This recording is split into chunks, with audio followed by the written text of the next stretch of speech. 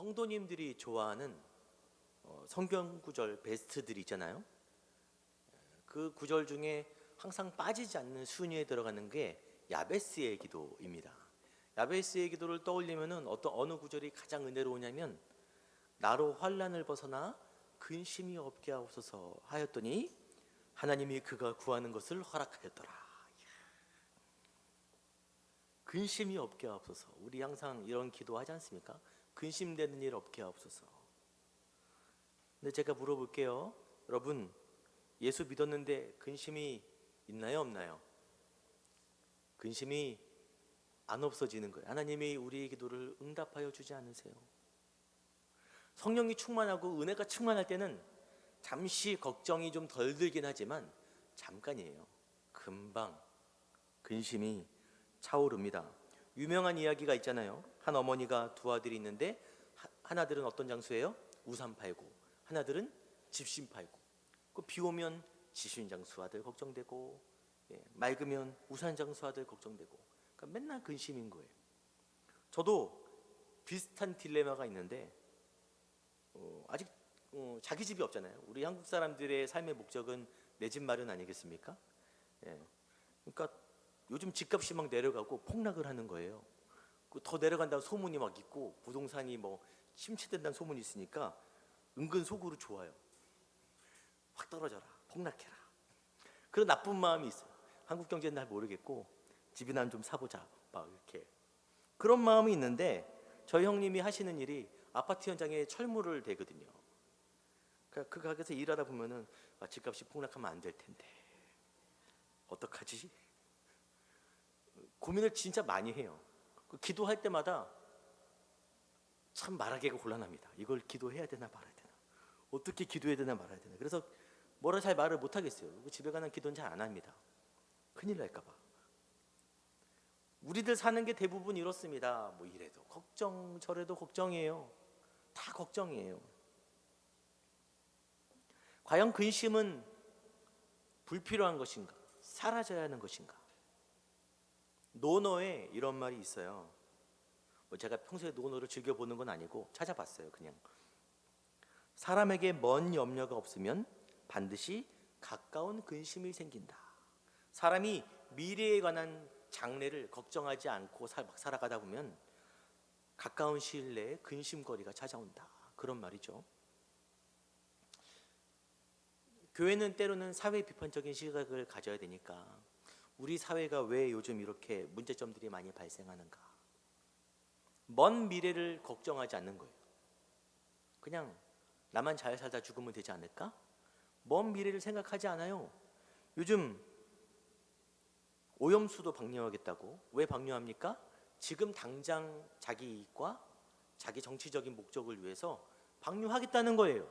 다음 세대들이 어떻게 되든 말든 상관없이. 사람들이 불안하니까 소금도 사고, 제가 얼마 전에 우스운 얘기를 들었는데 어떤 분이 불안해서 굴비를 잔뜩 사놨다는 거예요. 아니 그걸 몇십 년 동안 먹을 것도 아닌데. 여러분, 방류하면 앞으로 100년 정도 방류합니다. 더 이상 인류가 핵융합을 통제하는 기술을 개발하기 전까지는 계속 방류해야 되는 거예요. 소금 사고 뭐 굴비 사도 뭐 어쩔 수 없어요. 식당에서 밥 먹으면 똑같습니다. 미래를 걱정하지 않으니까 당장 지금의 결정을 내리는 거죠. 그리고 저희 나라 같은 경우도 인구가 줄어드는 게 이미 현실화되어 있잖아요. 기정사실로 되어 있죠. 인구가 이미 이렇게 거꾸로 역삼각형으로 바뀌었어요. 그래서 우리 다음 세대는 반드시 많은 노인을 젊은이들이 떠받들어야 되는 상황에 처했습니다. 그래서 어떤 전문가들은 젊은이들이 살 길은 그냥 외국으로 도망가는 길밖에 없다. 현실상 그렇게 말을 하는 사람들도 있어요. 사실 교회도 그 문제로 장차 존속의 위기에 처했죠. 내 자식은 그래도 예수를 믿으니까 라고 생각할 수 있겠지만, 교회가 사라져가면 우리 자녀들이, 그나마 믿음 갖고 있는 사람들이 모여서 신앙생활할 공동체가 없는 거예요. 이렇게 교회가 많아도 신앙생활하기 어려운데 교회가 줄어들면 하겠습니까? 그에 대한 앞으로 근본적인 대책이 나오면 얼마나 좋을까요? 다음 세대는 줄어들었지만 그 다음 세대라도 좀 늘어날 수 있게 획기적인 대책이 나오면 얼마나 좋아요. 저도 개인적으로 생각을 해봤어요. 장차 결혼하는 신혼부부들에게는 무상으로 24평 이상 되는 집을 제공하면 어떨까? 귀가 솔깃하잖아요. 예? 근데 아무도 이런 적극적이고 파격적인 대책은 안 내놔요. 왜냐하면 당장 지금 내 이익 때문에, 지금 당장 내 입지가 흔들릴까봐 그런 미래를 향한 계획들은 안 내놓습니다. 뭐 누굴 욕할 게 아니라 우리가 다 그래요. 그냥 당장 내 자신만 생각하죠. 미래를 근심하지 않는 것은 직무유기입니다. 무책임한 거예요. 그래서 우리가 근심을 좀 하고 살 필요가 있습니다. 걱정을 해야 돼요. 성경은 절대 개인을 이야기하지 않아요. 성경은 이웃을 이야기하고 공동체를 이야기하고 민족을 이야기합니다. 세계를 이야기해요. 우리도 나라와 교회를 위해서 걱정하고 기도해야 됩니다. 금요일에 와서 함께 기도해 주세요. 자, 이제 오늘 말씀으로 이제 들어가서, 바울이 고린도 교회에 쓴 편지에도 뭐라 나오냐면은 근심이라는 게 있고 없고를 선택하는 건 아니다 라고 해요. 그런데 근심을 두 가지로 나눌 수는 있는데 뭐로 나누냐? 첫째는 하나님 뜻대로 하는 근심이 있고, 두 번째는 세상 근심이 있어요. 하나님 뜻대로 하는 근심은 우리를 구원에 이르게 합니다. 반대로 세상 근심은 사망으로 치닫게 해요. 그러면 하나님 뜻대로 하는 근심과 세상 근심이 무엇인가? 개념 정리가 필요하겠죠? 하나님 뜻과 세상 하면 우리는 머릿속에 딱 떠오르는 공식 같은 게 우리 성도님들에게 있습니다. 약간 어긋난 그런 인식이 좀 있어요. 뭐냐? 교회에 관한 근심, 교회 부흥되는 거, 성도들 간에 교제하는 거, 전도하는 거, 교회 재정에 관한 거, 예배에 관한 거, 이런 근심들은 다 하나님을 향한 근심이다. 그의 반면에 내 개인적인 거, 저놈이 하라는 공부는 안 하고 맨날 노는 것만 좋아하고 숙제도 맨날 까먹고 어떡하지? 저희 아들 이야기입니다. 어떡하지? 이런 근심. 이번에 우리 자녀가 직장에 새로 갔는데 힘들면 어떡하지? 힘들게 하는 사람 있으면 어떡하지? 적응해야 될 텐데, 이런 근심. 또 요즘 너무 피곤하고 아침에 일어났는데 잘 못 일어나겠고 속은 이상하게 아프고 좀 아픈 거 아닌가? 검진 좀 받아야 되나? 어떡하지? 큰 병이면 어떡하지? 이런 근심. 이런 근심은 다 세상 근심이냐? 그렇습니까? 헷갈리죠? 우리가 교회에 관한 근심은 하나님의 근심이고, 다른 데 일반적인 거, 나의 삶에 관한 것들은 세상 근심이냐? 이런 생각들을 많이 하도록 많이 배웠어요.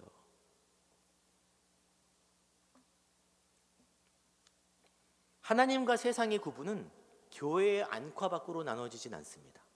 교회 안에 하는 근심들은 다 하나님을 위한 근심이고, 세상 근심들은 다 세상을 위한 근심은 아닌 거예요. 이 두 근심이 나누어지는 기준이 결정적으로 뭐냐? 그에 대한 답을 오늘 본문 이야기에서 한번 찾아볼 수 있는데, 고린도 교회가 바울의 아픈 손가락이에요. 고린도 교회는 바울이 굉장히 많은 시간을 투자해서 세운 교회입니다. 그리고 굉장히 입지적으로 중요한 위치에 있는 교회예요. 정말 잘 되길 바랬고 자기가 사역하다가 후임들에게 물려주고 교회를 떠나왔는데, 먼 곳에서 소식을 듣는데 안 좋은 소식이 막 들려오는 거예요. 교회가 흔들리고 다투고 갈등이 끊이지 않고 신학적으로 다른 이상한 사상들이 들어오고 교회가 날린 거예요. 은사적인 문제가 발생하고 먼 곳에서 그 소식을 듣는 바울은 몸이 하나인데 딴 것도 해야 되는데 고린도 교회가 문제니까 그 속이 얼마나 타들어가겠습니까? 미치겠는 거예요, 바울이.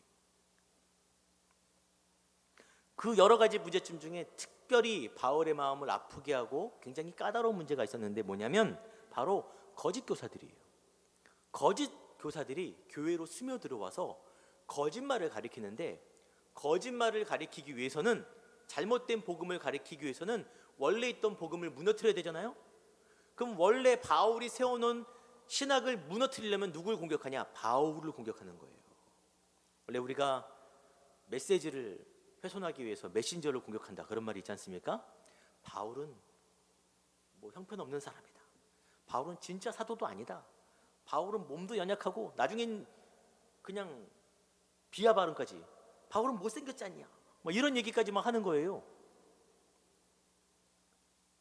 그래서 바울의 권위가 막 흔들리니까 바울이 가르쳐둔 모든 신학들이 막 무너지기 시작하는 거예요. 고린도 교회에 바울이 편지를 보낼 때 그 가장 큰 목적 중 하나가 바로 이것입니다. 그 거짓 교사, 이리 같은 사람들에게 교회를 지켜내기 위해서 편지를 쓰는데,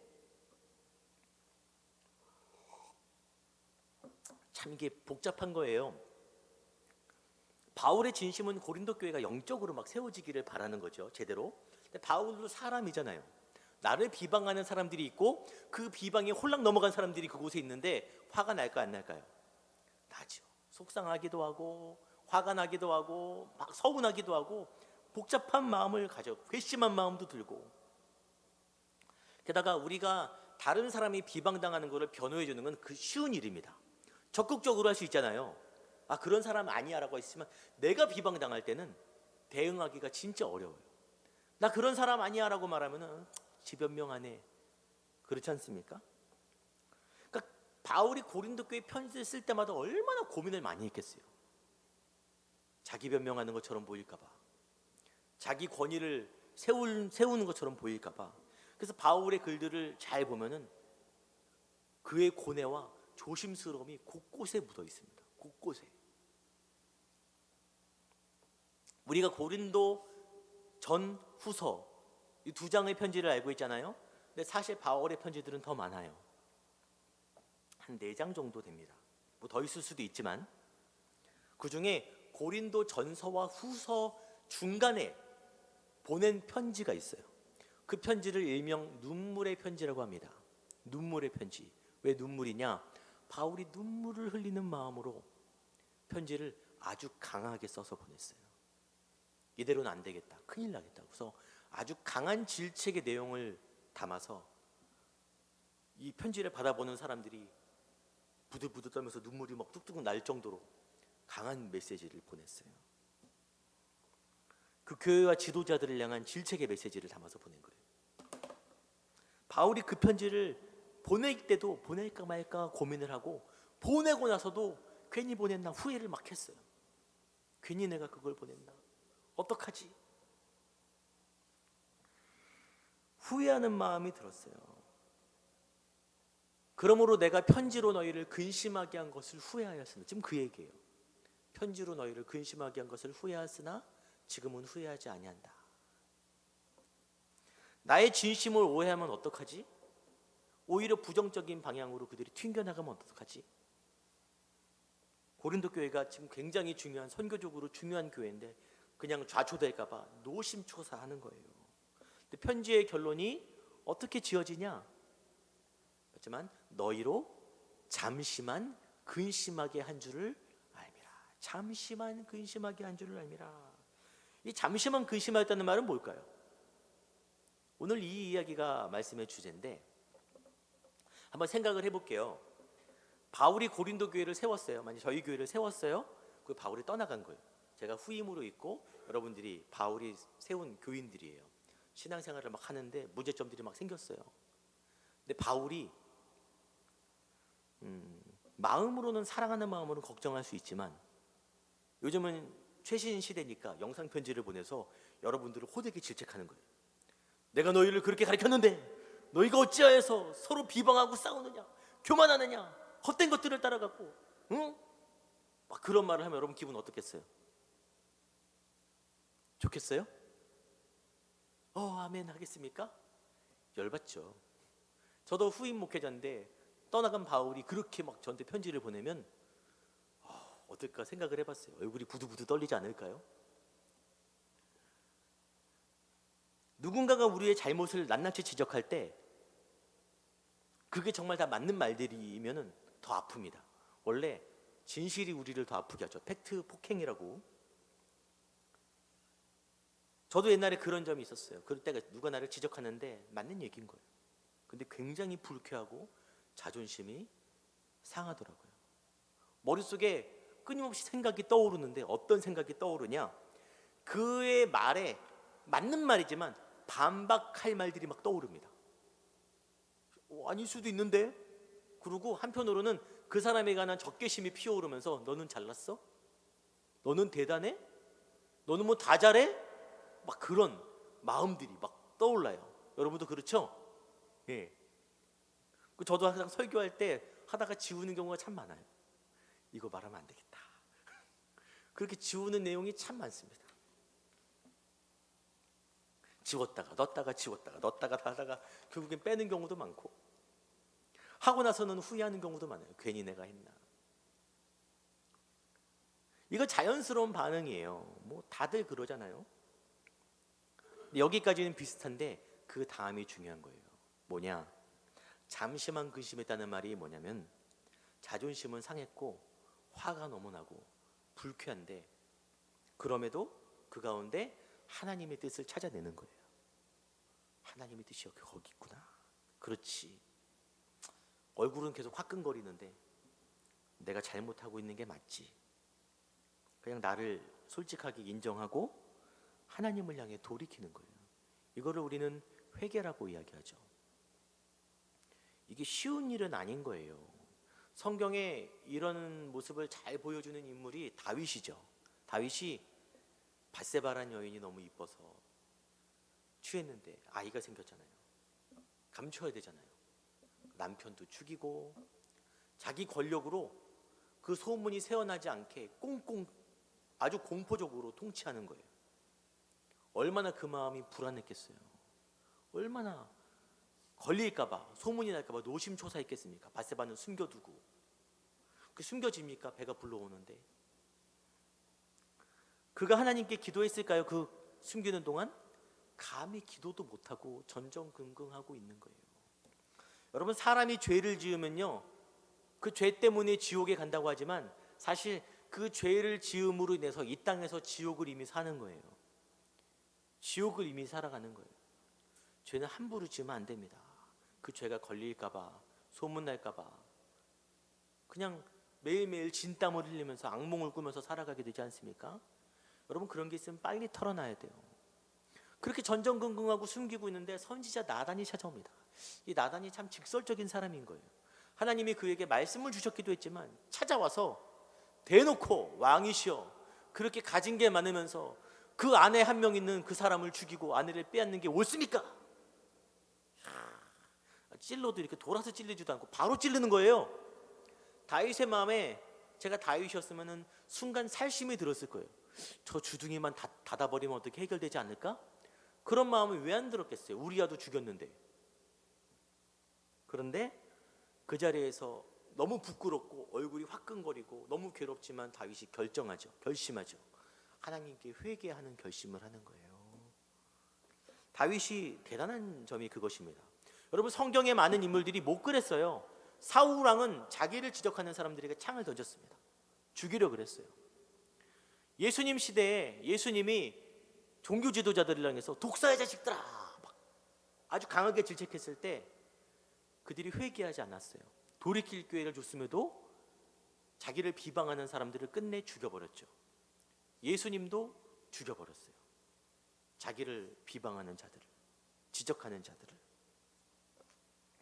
고린도 교회는 정말 감사하게 바울의 질책으로 인해서 순간 당황하고 아파하고 힘들어했죠. 그게 당연하니까요. 근데 자존심을 버리고 회개한 거예요. 하나님의 뜻을 구해낸 것입니다. 바울이 그 편지를 디도를 통해서, 디도라는 사람을 통해서 보냈는데 그가 돌아오기를 노심초사 기다렸어요. 꼭 이렇게 중요한 소식을 가지고 온 사람과는 꼭 길도 어긋나잖아요. 길도 어긋나갖고 막 마음의 근심을 막 고생을 하다가 드디어 돌아온 디도를 만났는데 놀라운 소식을 갖고 온 거예요. 바울이 쓴 눈물의 편지를 인해서 고린도 교회 사람들이 바울의 지시를 다 이행하기로 결정했다. 그리고 교회에 문제를 일으키던 그 사람들을 쫓아내기로 했다. 그 소식이 바울에게 전해졌어요. 할렐루야죠. 바울이 너무 기뻐서, 너무 감사해서 쓴 편지가 고린도 후서입니다. 마지막 권면과 함께 잘했다, 정말 잘했다.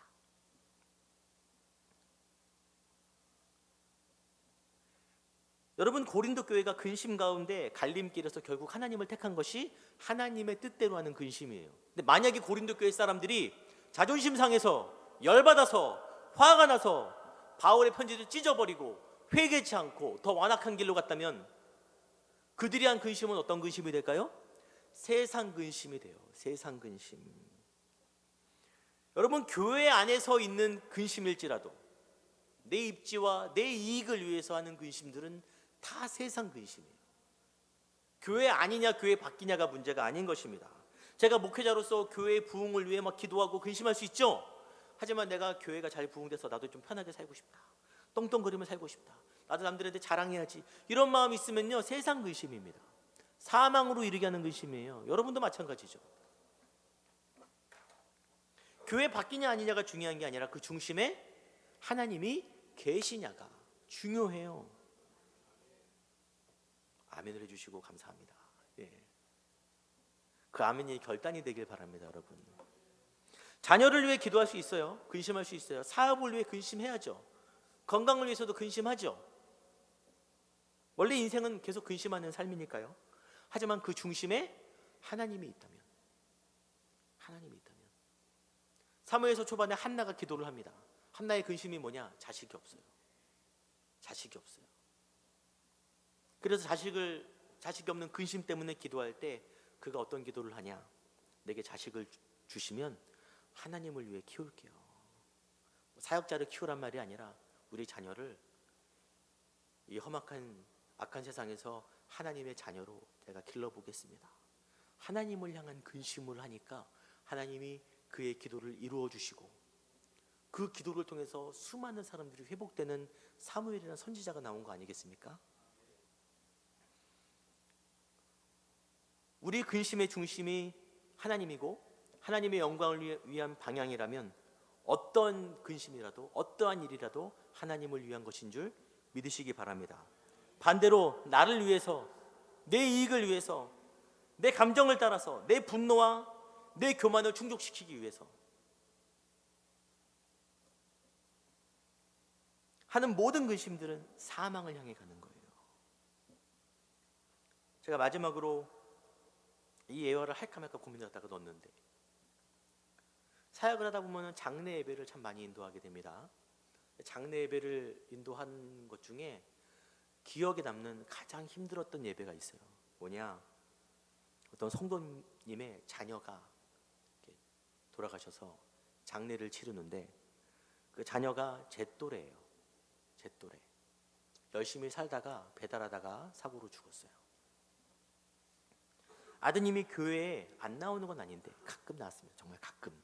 얼굴만 알 정도로. 이게 정말 교인이냐라고 말할 때 되게 애매모호한 거예요. 그런 경우들이 많잖아요. 저희 교회도 있죠. 장례 예배를 드리는데 설교를 준비하고 갔는데 말하기가 굉장히 껄끄러운 거예요. 예수 믿고 구원받았다고 말해야 되나, 아니면 그냥 그 얘기는 하지 말고 위로를 해드려야 되나, 굉장히 곤란했습니다. 그 부모가 평소에 그 자녀를 위해 얼마나 많은 기도를 했겠어요?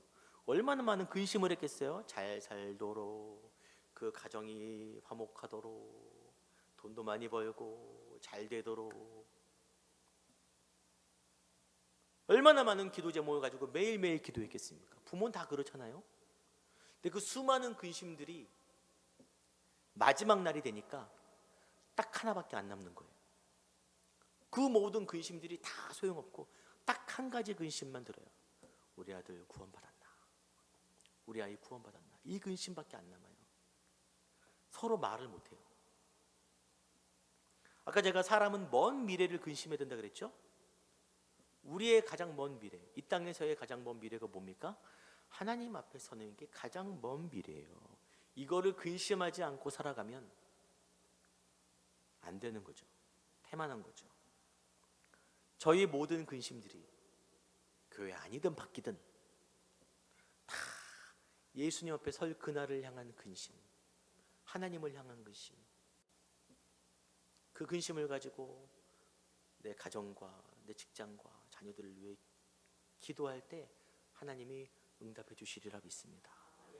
중심을 하나님께 옮기는 저와 여러분이 되기를 간절히 소망합니다.